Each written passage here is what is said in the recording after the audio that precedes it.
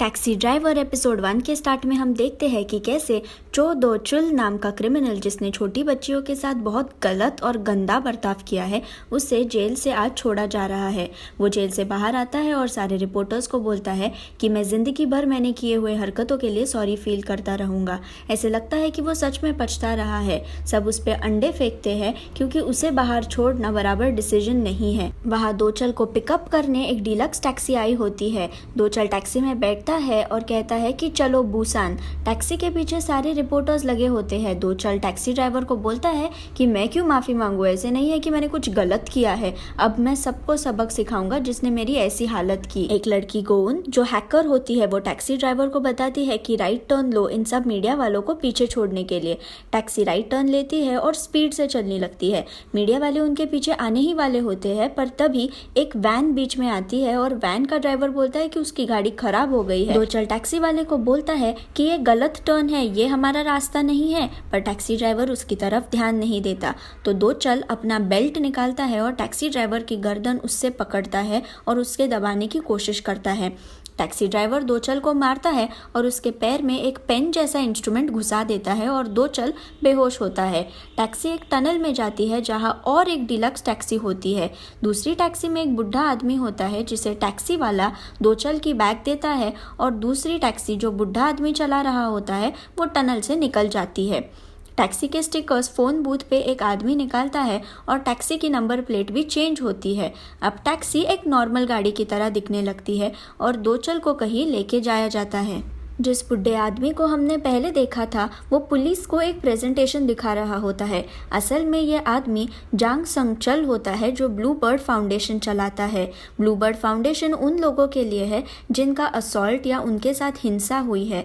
उन्हें ये foundation support करता है और उन्हें और उनकी फैमिली को फिर से एक बार अपने पैरों पर खड़ा करने को मदद करता है। प्रेजेंटेशन होने के बाद संगचल एक प्रोसिक्यूटर जो जिन्नू से बात करता है कि हमारे बीच का कम्युनिकेशन संभालने वाला कोई स्ट्रॉन्ग विल पावर वाला इंसान होना चाहिए।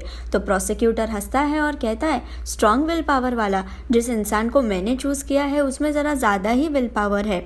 हमें फिर दिखाया जाता है कि कैसे एक क्रिमिनल हॉस्पिटल में उठता है और एक औरत उसे मॉनिटर करती है और डॉक्टर को बुलाती है। क्रिमिनल 2 हफ्ते से कोमा में है तो उसे लगता है कि यह औरत उसकी गर्लफ्रेंड है, पर औरत उसके हाथ को हैंडकफ्स लगाती है और कहती है चलो अब तुम उठ गए हो, अब प्रोसिक्यूटर के ऑफिस में तुम चल सकते हो। क्रिमिनल का बाप उसे बताता है कि यह औरत तुम्हें हर रात और हर दिन देखती रही कि तुम कब उठोगे। ये औरत होती है प्रोसिक्यूटर कांग हाना। वो और उसका कलीग वांग मिन हो बात कर रहे होते हैं कि कैसे चो दो चल गायब हो गया है। उसी हॉस्पिटल में एक बेहोश लड़की को दिखाया जाता है। हाना जिनवू के ऑफिस में जाती है और कहती है कि हमें चो दो चल की केस इन्वेस्टिगेट करनी चाहिए।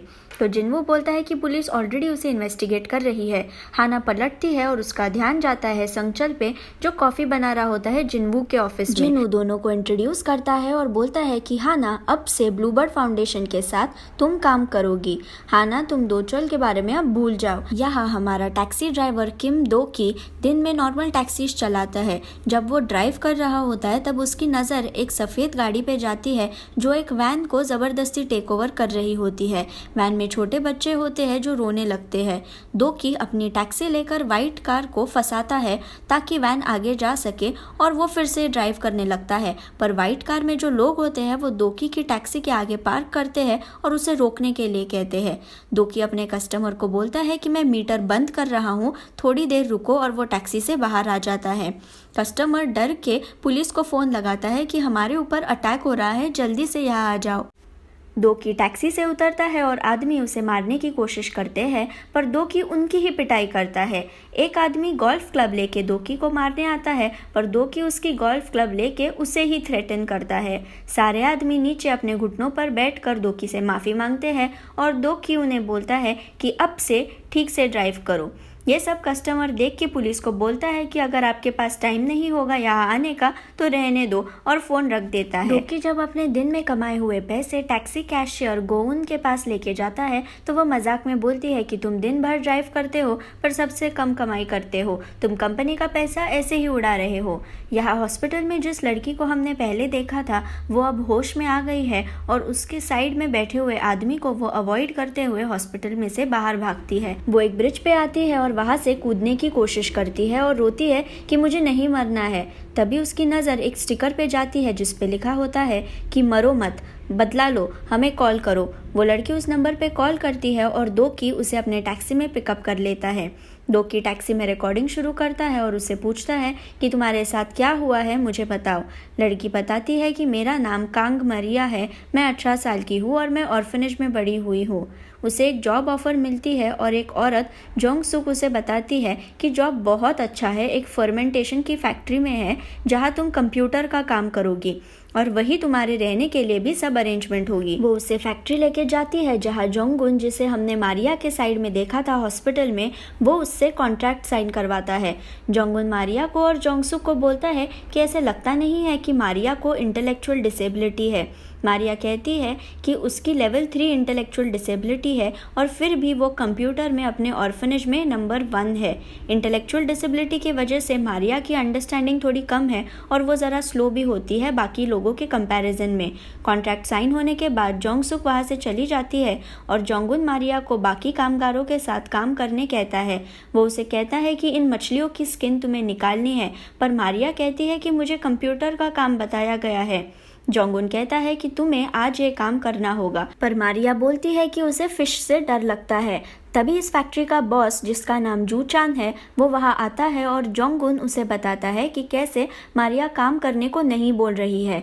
जू चान मारिया के बाल खींचकर उसे वो फिश के बर्तन में डुबाता है और बाहर निकालकर पूछता है, अभी भी तुम्हें डर लग रहा है मछलियों से? मारिया रो रही होती है तो जू चान फिर से उसके बाल खींचकर उसे जबरदस्ती पानी में डालता है और मारिया को मारना शुरू करता है।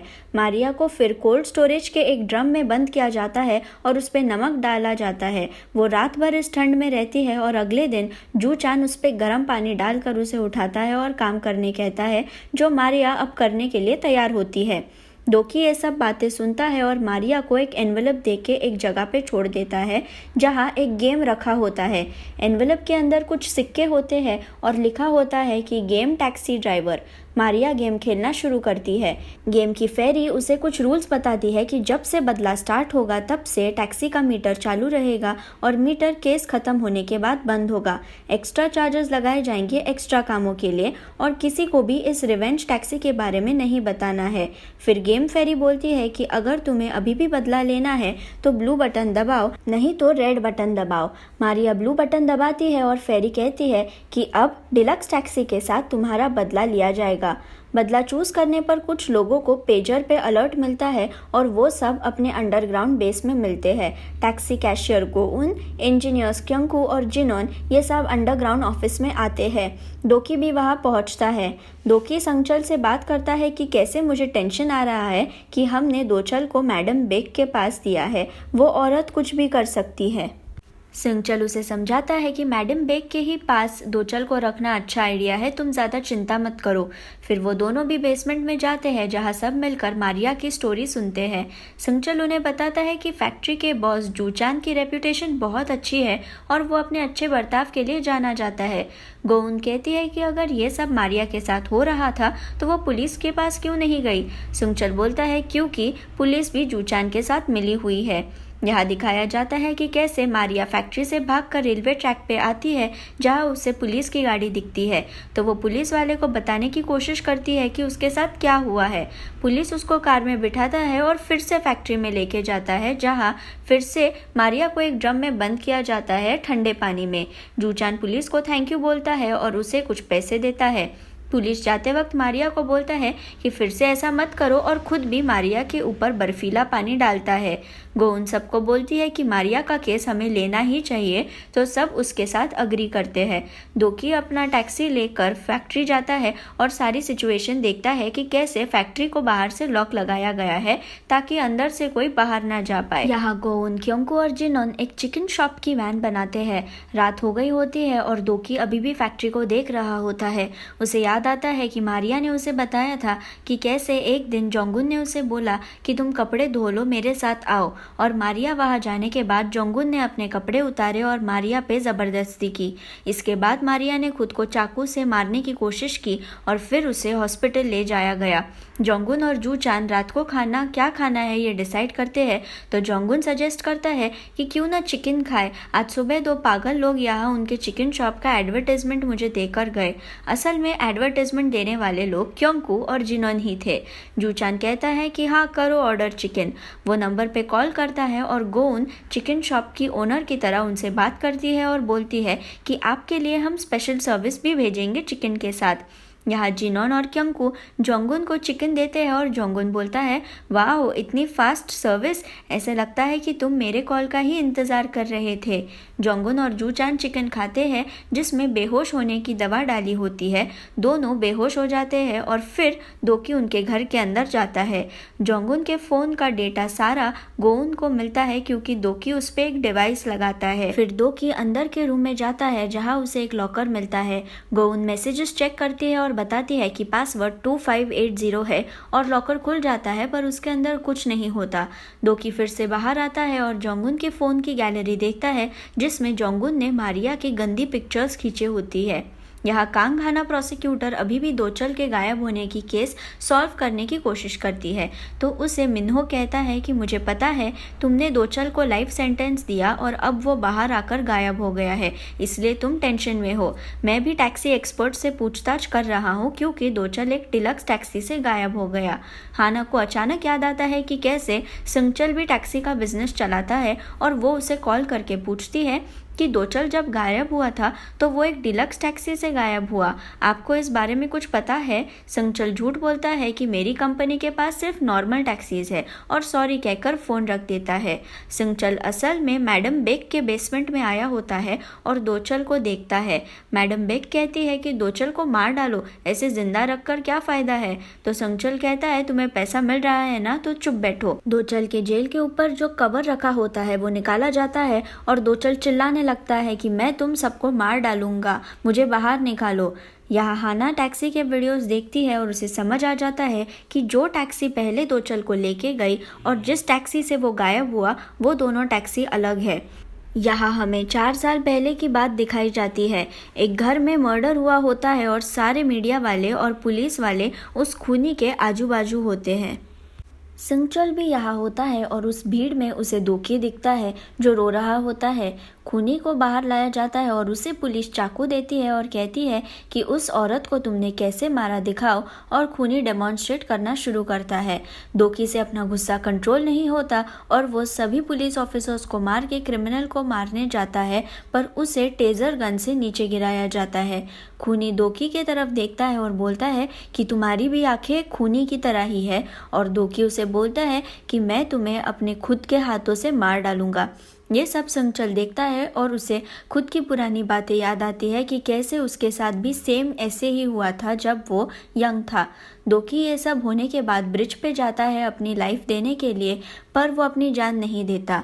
सिंगचल को दोकी के बारे में सब इन्फॉर्मेशन मिलती है कि कैसे वो मिलिट्री में था और उसकी माँ का खून हो गया है।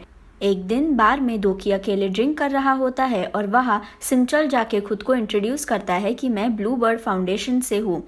दोकी कहता है कि मुझे तुम्हारे फाउंडेशन में कोई इंटरेस्ट नहीं है, मुझे अकेला छोड़ दो। सिंगचल उसे अपनी टैक्सी कंपनी का कार्ड देता है पर दोकी कहता है कि मुझे टैक्सी चलाने में कोई इंटरेस्ट नहीं है।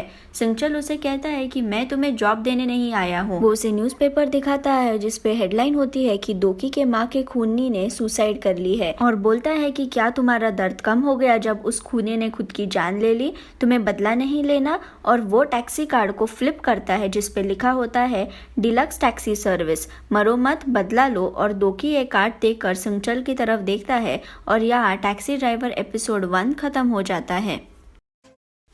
अगर आपको मेरा वीडियो पसंद आया तो उसे लाइक ज़रूर कीजिए और मेरे चैनल को सब्सक्राइब करना ना भूलिए। Thank you.